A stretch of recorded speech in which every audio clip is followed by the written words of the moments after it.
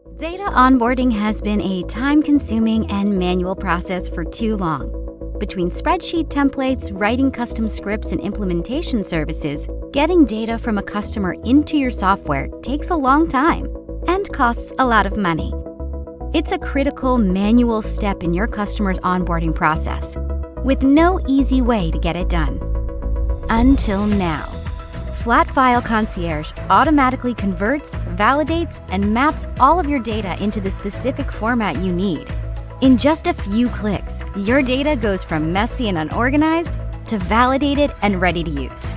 All with no code required, so you'll be set up in minutes. Need to collaborate with your customer? Don't email sensitive data back and forth. Flat File Concierge lets you invite your customer to a secure, real-time shared workspace. Now you can give your customers a seamless data onboarding experience and save hours doing it. Join the hundreds of businesses who use Flatfile to solve their data chaos and are focused on creating long-term value for their customers and their business. Start your free trial now.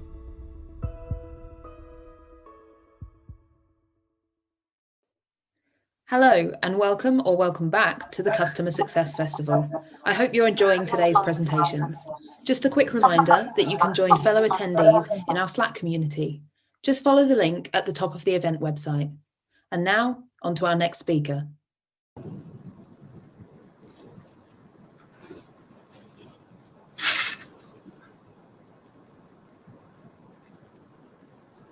Thanks, Gemma. Hello, everyone. I'm Rebecca Nerad, and this is not a pre-recorded session, so I'm delighted to be with you all live today as I go through who should own the revenue for existing customers. And thanks, it's great to see that some of you are putting in the chat where you're joining us from today. Since I'm live here, I'm going to ask Gemma to share with me at the end if there are any questions that I can address as part of the Q&A. First, an introduction. Again, I'm Rebecca Nerad. I've been in the customer success space for 20 years. I like to say well before we even use the term customer success. I've been in leadership roles in customer success, support, marketing, and alliances, and I'm very passionate about customer success. I've spent this time in the supply chain industry, mostly at SaaS companies like i2 Technologies and JDA Software. I'm currently with E2Open. We are a global provider of a connected and intelligent end-to-end supply chain platform. I've also been on the consulting side of the business as well. See, my logo's a little goofy there. Today, we're going to be talking about should CSMs own the revenue? And I'm going to be sharing why and why not. This is a hotly debated topic, and so I'll be sharing points of view from both sides. And then we'll get into when customer success should own the revenue. And whether or not customer success does own the revenue, we'll look at revenue targets that we can tie to customer success. I'll end with some recommendations, and then we'll open up to Q&A. As with some of the other presenters today, I like to start my presentations with a quote. And today I'll share one from Anthony Reynolds, who's a leader in the SaaS space.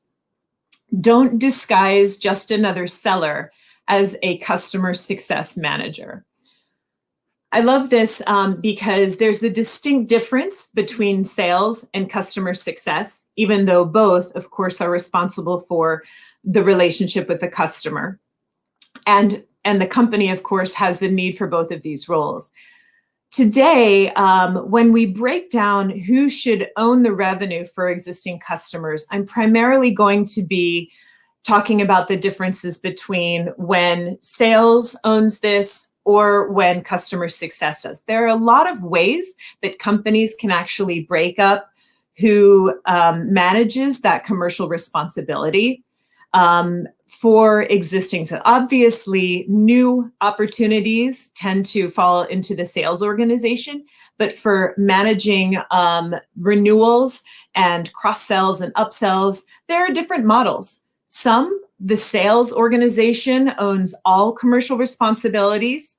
Some the CSMs do in the case of existing customer base. And in some, it's broken down between new opportunities and for upsells and renewals that are owned by the CSMs. Today, I'm not going to get into the specifics of various renewal groups or finances role and how they play. And I'm just going to keep this for simplicity to sales and customer success as being the primary owners. So first, we're going to start with why CSMs should not own the revenue. So one of the main reasons is that it jeopardizes the relationship and trust that the CSMs have in an advisory role. Sometimes CSMs like to be able to say, I'm not trying to sell you anything. I just want to make sure you're getting value from the solutions that you own. And for their skill set and their knowledge, they like to stay in that trusted advisor role. Sales also understands the competitive landscape, and they have experience closing deals, doing negotiations, revenue recognition, articulating value propositions. And so they should be responsible for the selling activity, is one of the other main arguments for why CSMs should not own the revenue. That specialization of these roles is important. So if the CSMs need to understand the products to be able to advise customers how to deliver business outcomes, that's a very different skill set than sales, as I've mentioned before. Also, a focus on renewals influences the priorities and the time horizons of a CSM. If the CSM is focused on the timing of a renewal, then that may get in the way of ongoing activity or a focus on onboarding when the CSM needs to be focused on a different, not just a different priority, but also the timing needs. Also, one reason that you benefit when the sales owns the revenue is that there's a team of players who focus on the customer success. So not just a single point of contact. It's okay that there are different people with different roles. And this also helps that there's not a single point of failure. If there's one person at your company who has that primary responsibility, and then for whatever reason, that person transitions from the organization. I also mentioned that sometimes negative outcomes from the rest of the organization affect the CSM beyond their scope of control. So if you think about solution complexity or immature products, if professional services delivered insufficient value, if the sales team oversold something that wasn't able to be delivered, the CSM ends up owning all of those responsibilities, trying to deliver value, trying to give the best business outcomes, and a focus too much on revenue could distract that focus and could be discouraging for the CSM when they're measured on that. So now we're going to flip to the other side of the argument and say why CSMs should own the revenue. One of the main reasons is that the CSM is the single point of contact. They're already the trusted advisor. It's not confusing who to go to. They understand the customer through the life cycle. And so instead of transitioning back to sales, which can be a negative experience for the customer, they continue to work with the person who they know. The CSM also understands which of the functionality is being leveraged and how the solution provides value. So the CSM can provide guidance, which can be leveraged for expansion opportunities, and they already know what's going on with the customer. It also drives accountability for the CSM to own this revenue. So if the CSM has been delivering value and working on outcomes and making sure that the solution is of benefit to the customer, then the renewal is almost a byproduct of this when it comes time to ask the customer to renew. Next, sales should be focused on driving opportunities. Their skill set should be leveraged to close new businesses. So sometimes sales could neglect the current customer base if they're focused too much on driving new opportunities. I borrow a quote here from Mike Davis. There was a customer success event last year where there was a debate, actually, people talking about both sides. And I love what Mike said about humans being wired for reciprocity, that CSMs are in a great position to leverage their goodwill. As an aside, I will be joining the Slack after this, the Slack channel, and so I'll be sharing some of those quotes and references directly with you so that you'll be able to look up some of those if you're interested. Next, poor customer experience can result when customer success is removed from business conversations. So obviously there, if the CSMs are owning the revenue, are driving all of those conversations, then they're in the loop and are able to see what's relevant when it comes to the renewal or leveraging additional value out of the solutions that the customers already own. Because lastly, it can become complicated to coordinate conversations and handoffs when there are various responsibilities at your company. Obviously, they're relying on technologies that show a better snapshot of customer health, or even having a CRM are very helpful. And in the absence of that, it can take additional time, bandwidth, and effort to make sure that you're communicating enough through email or meetings. So now I've talked about the pros and cons, right? Why the CSM should or should not own the revenue. But really what I want to get into to answer the question is, when should the CSMs own the revenue? Because there are benefits to both sides, but there are some specific times when it makes the most sense for CSMs to own the revenue. First, if the effort required to get clients to value is low. So I actually had some animations on these slides which aren't showing up, and that's all right. So forgive the fact that there's a bit of a blur here. But if the product isn't too complex, has a strong UI, has in-app walkthroughs, or integrates data easily, then the CSM is usually able to deliver more value. And if there's limited strategic decision-making required for change management, then the CSM has the bandwidth to deliver the value and manage the renewals. The next point that you can't see very well here is if the length of the initial sales cycle is short. So if the length of the sales cycle is short, then the CSMs can own the revenue. But in cases where the sales person has taken quite some time to build a relationship with a customer, if the sales cycle, the complexity of your solutions requires that the pre-sales and sales teams have been engaging for a year, and they're building the relationships and they're learning about what this prospective customer needs, sometimes then it makes sense for that person to continue to stay engaged in the renewal even after they're a current customer.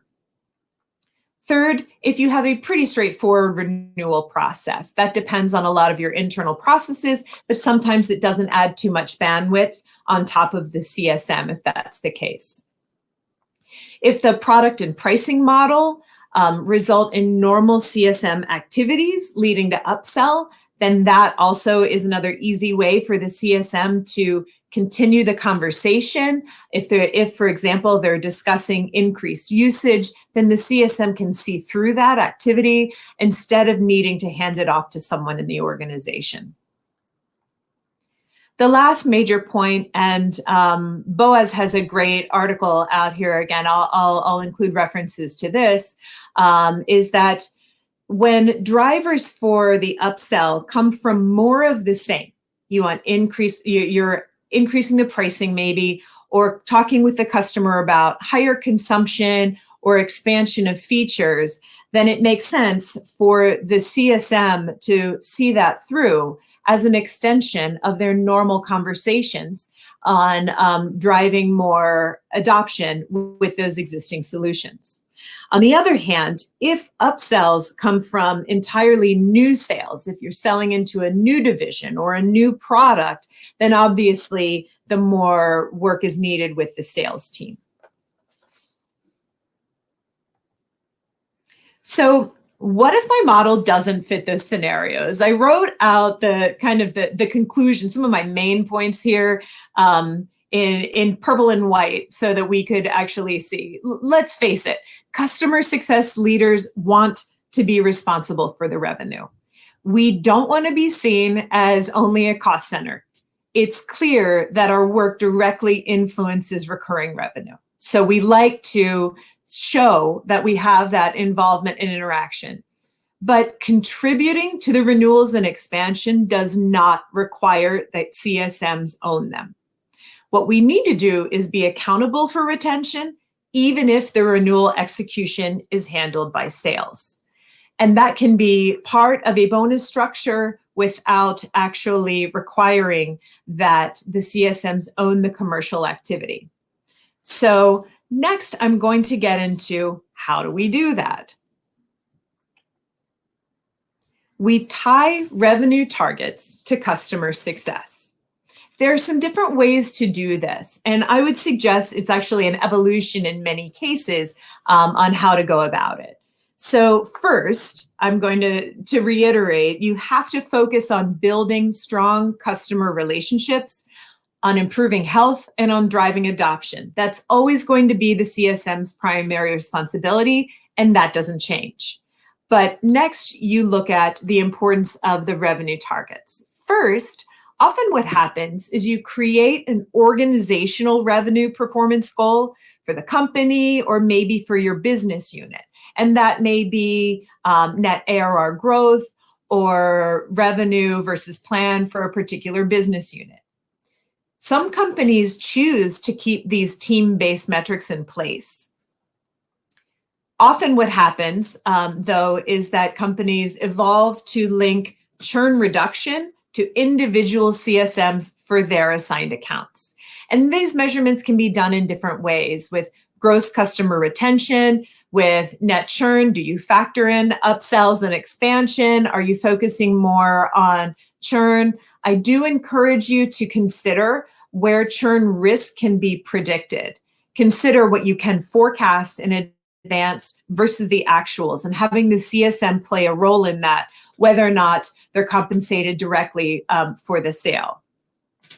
So lots of different measurements are possible here when we look at how the CS behavior links to the renewal. And the newest measurement that we see more and more of is net dollar retention. I included the equation for you here, although again, there are plenty of articles out there, and I will also make this available in the Slack following this. Where I want to go next is some specific recommendations, taking these things into account in your business. Then what should you consider, and what are some of the gotchas when you are linking revenue to your customer success team? Recommendations. So first, you have to evaluate the compensation structures of both sales and the CSMs. If your sales team is responsible for all of the commercial relationship, that's okay, because CS, again, still drives the behavior of the customer, the likelihood to renew, but you have to consider and you have to understand the sales team's compensation structure. If they're comped a lot more heavily on pursuing new business than on stabilizing the recurring revenue, that's very important to understand and consider for your organization. Because we all know that we prioritize and focus on how we're rewarded. Next, train and hire for the skill sets that your CSMs need to have. Be realistic about what your organization expects what that role is, what the various roles are. If you have a technical account manager and a customer success manager, you need to be clear about the roles and responsibilities. In particular, if CSMs do manage the renewal process, are responsible for expansion, you need to make sure that they have the right skill sets to be able to perform those tasks as well. And be realistic about the strengths of your team and what they need to be able to be successful.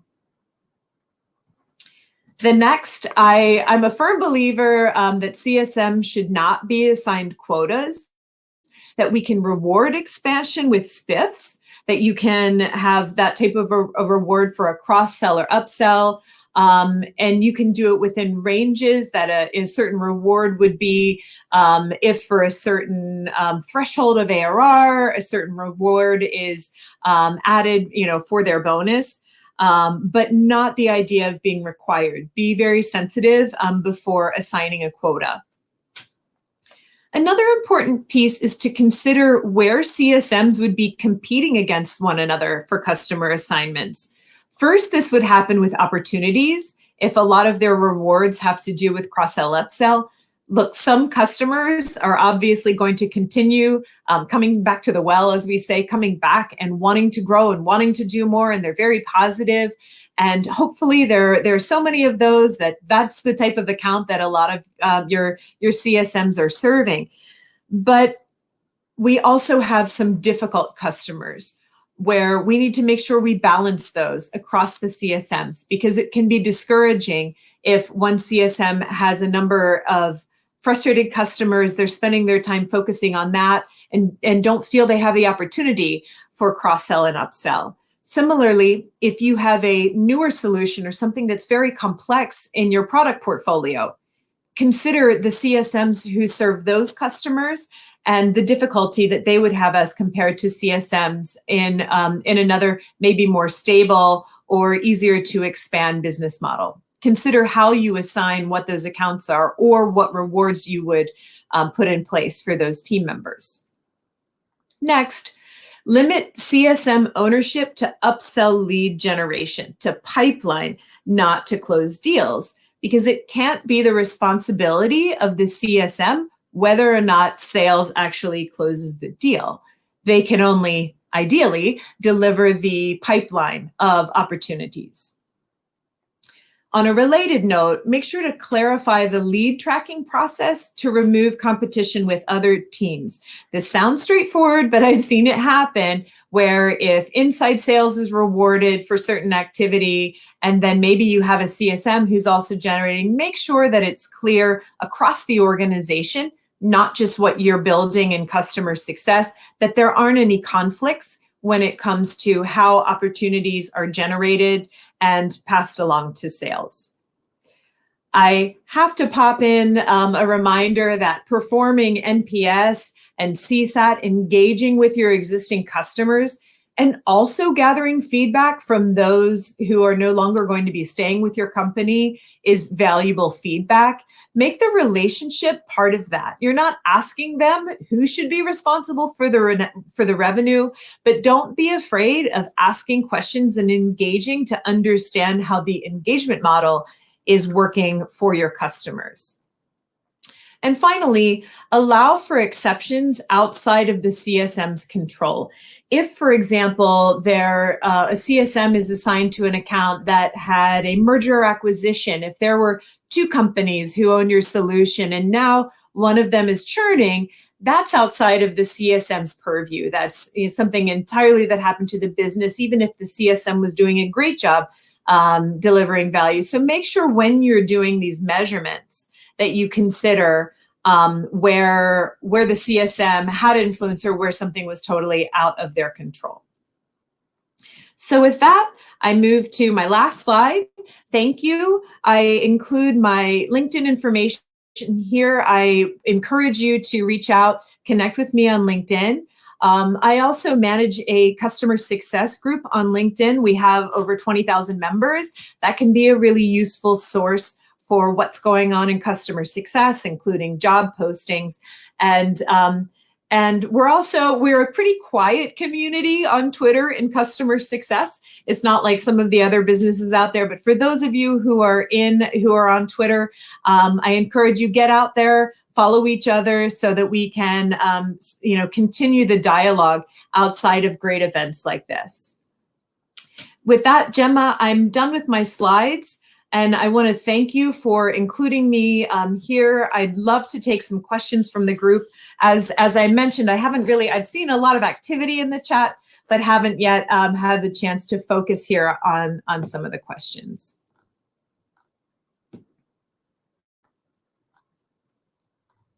So I'm sure that someone from Future of SaaS can post the Slack channel here in the links as I scan for some more questions. Thank you so much, Rebecca, for your presentation. I've Certainly. really enjoyed it. So yeah, we do have quite a lot of questions for you that the attendees were asking. So I will kick off straight away. Someone has asked, how do you prevent sales from cutting success out of business conversations with the customer? To me, it starts with a shared expectation with the sales leadership team. So part of that depends on how your organization is built and making sure that the sales leadership and customer success leadership are closely linked, even if they report up separately into the CEO. There have to be an understanding of what that cadence should be. Let's say for internal account reviews, what's the expectation? And the challenge is it can really differ. Sometimes you'll have sales and customer success that are very closely linked and working well together. I'll have a sales associate come and say, who's my CSM? Or they're so enthusiastic about, reaching out and connecting and working together with the CSM. And sometimes we see what you said, especially if it's, let's say, someone who's newer to the organization or isn't used to working closely with CSMs. They just call into the customer without having connected with CS, and then they can actually fall into a more difficult situation than they anticipated. One thing that we've done is customer success is part of the onboarding for the sales organization. And so we actually meet with, I present at our sales kickoff, for example. We work with the sales leadership and also with the extended sales team to talk about what we do as CSMs, and even into our small and medium business segment, educating on what we do as far as increasing adoption and that sort of activity. I think the more that we're understood, the more experience sales has in working with customer success, then the more they want to pull us in the loop. But sometimes initially that can be tough while we're proving ourselves to those who aren't in the habit of that. Yeah, that's really good insight there. I have another question for you. Someone has asked, could you speak more to why you recommend not assigning quotas?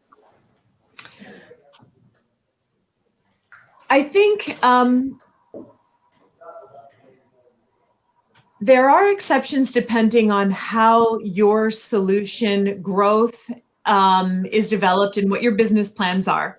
But especially where the solutions are complex, where the customers, where as a CSM, you really should be focusing on making sure customers get the business outcomes that are expected from your solution. If there's a focus on a quota, if there's an expectation, then sometimes that can derail the CSM's attention to what is that, what should I be selling, what else is out there, and looking at that revenue side, which again, not that that's a bad thing, especially when it comes up authentically as part of the conversations. I like to create I do actually incentivize. Our team does have a spiff. So they are financially rewarded. So that alone, I find, is enough of an encouragement in the right direction to look and seek those opportunities without it being a requirement. The requirement is when then it almost can become negative when there are more difficult customers to deal with. As I mentioned, even differences between who one CSM is assigned to versus another. if they're individually compensated on that type of thing. And so for me, the reward, as opposed to the requirement and expectation, is the difference in a quota. Absolutely. Okay. The next question someone has asked is, how do you create clear role responsibilities? They've said our CSMs are responsible for retention and growth, and growth sellers are responsible for expanding current clients. However, our growth sellers are almost becoming second CSMs and want to be on all of our calls. Would you address this? I think that's tough. I do end up creating racy matrices that have, more line items than I want to admit to. But it's an important exercise to be willing to go through that, because in so doing, not just that you have everything documented, it's that it creates the conversation and a shared understanding around who owns which roles and responsibilities. And it can be tough. I would say over communication or over participation is better than disincluding someone on the other team. And that can be hard to establish initially, but I think once that cadence is established, that it does fall into place as long as there's open communication. And I would also say those roles can differ. You can create a clear playbook or clear responsibilities, and in some cases, you may have a CSM who just has a much longer relationship with a customer, and they continue to be pulled in sometimes. So it's something that you continue to work with and balance, especially as the assignment of those involved can change too. Yeah, that makes sense. Someone else has asked, first and second year ACV are factored into our same sales team commissions on new business. So they have skin in the game in driving the success of the account. But do you see scenarios where the revenue is therefore owned by both? That's a great question that I actually considered getting involving in my deck, is where we can, and I'm going to take a step back for those to introduce the concept. The idea is, instead of having the sales person be compensated only on that initial deal, that the customer's renewal after the fact, even if they aren't as directly involved for the renewal, that skin in the game is created, because that way the salesperson isn't just selling something initially and then walking away and moving to the next deal. They have to be creating a value proposition for this prospective customer that your company can actually deliver on. And so I think there can be real success in mapping that out. And then it's just a matter of factoring in, again, I think if you consider some of the when should customer success own the revenue, some of the points in my earlier slide, it maps more closely to your business, how your company does business, how complex are your solutions, how easy is it for a CSM to be able to handle that revenue, handle the renewal and the revenue along with the other adoption and activities. So I would say, does that work? Kind of has to look back at some of those questions and answers. Yeah, absolutely makes sense. So we have time for probably one more question now. Someone has asked, I'm going to combine two questions. Maybe it's a bit ambitious, but someone has asked, would you consider onboarding a CSM responsibility, or should that be placed in an onboarding team? And someone else asked a similar question about the trend of CSM roles often including support type responsibilities. Okay, that is a combination of questions, Gemma, but I'll try to hit. So I think, I hate answering it depends, but it does depend on what onboarding involves at your company. Sometimes a CSM should certainly be aware of the onboarding. What is the customer journey? What are they planning on? What timeline are we expecting? And the CSM should be aware of that, but they may not be responsible for the onboarding activity specifically. We actually have a separate vice president of onboarding here at E2Open, depending on some of the solutions and the way and the teams that execute those onboarding activities. As far as support, I'm a firm believer that support should be separate from customer success, that